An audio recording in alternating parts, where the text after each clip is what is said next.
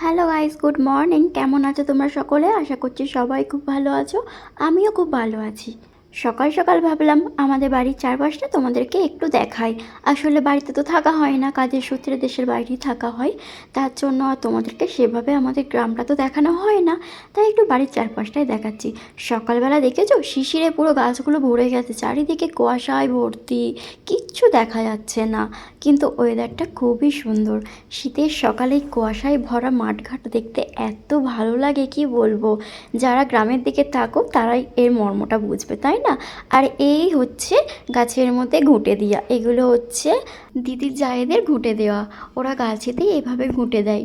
তোমাদের দিকে কি বলো এগুলোকে অবশ্যই কিন্তু বলবে। আমাদের দিকে কিন্তু এগুলোকে ঘুঁটেই বলা হয়। আর তারপর এই চারপাশটা একটু ঘুরে ঘুরে দেখছিলাম।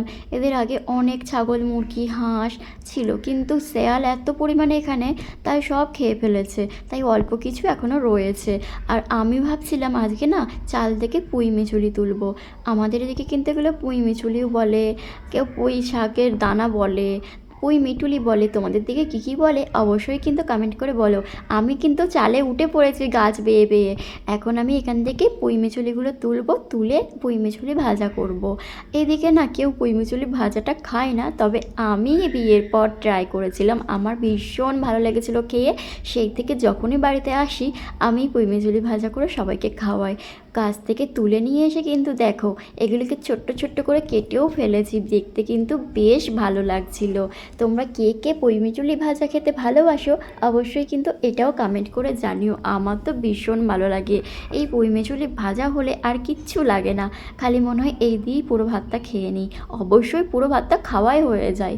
তারপর এখানে একটু লবণ আর হলুদ দিয়ে আমি ওগুলো সিদ্ধ করতে বসিয়ে দিয়েছি। এগুলো একটু সিদ্ধ করে নিতে হবে, কারণ এগুলো যেহেতু ভাজা হবে তাই একটু ভাপিয়ে নেওয়াই দরকার। তারপর দেখি শুশনি শাক বিক্রি করতে এসেছে, তাই 2 প্যাকেট কেনা হলো। আর এই প্যাকেটগুলো নিয়েছে 10 টাকা করে প্যাকেট। তাই আমি আবার শুশনি শাকগুলো বাছতে বসে পড়লাম। ফোনেতে আমি বলেই দিয়েছিলাম শুশনি শাক গেলে কিন্তু আমাকে খাওয়াতে হবে, কারণ শুশনি শাকটা তো আর পায় না বাইরে বলো। আর যখন আসি তখনও কিন্তু সবসময় পাওয়া যায় না, কিন্তু এই সময়টাই পাওয়া যায় বলে নেওয়া হয়েছে।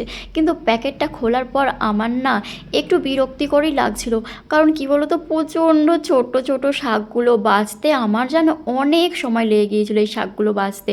আর এই শুশনি শাক একটু বেছে না নিলে একদমই হয় না, যেহেতু এগুলো ধান বাড়িতে হয়।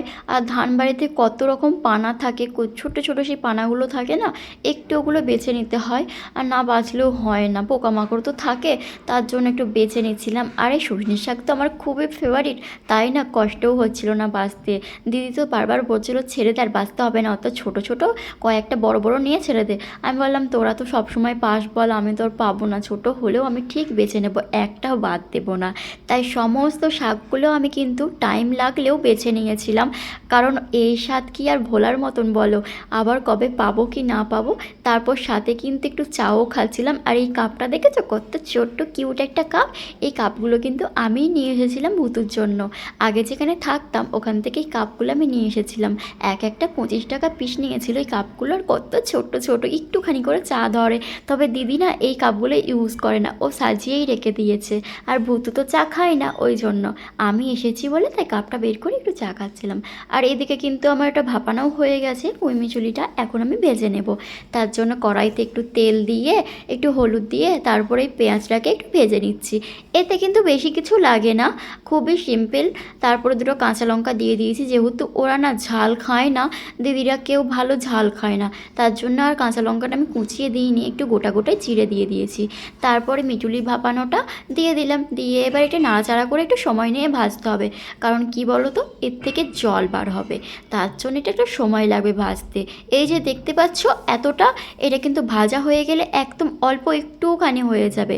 একটু নুন দিয়ে তারপর এটা হালকা করে ভাজতে হবে। অবশ্য আমার নুন যেহেতু ভাপানোর সময় আমি দিয়েছিলাম, তারপর আমি অল্প একটু নুন দিয়েছিলাম।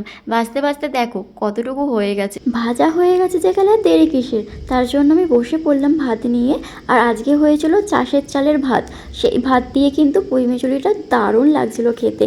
চলো আজকের মতো টাটা, ভালো থেকো সবাই, দেখা হচ্ছে নেক্সট ভিডিওতে, টাটা।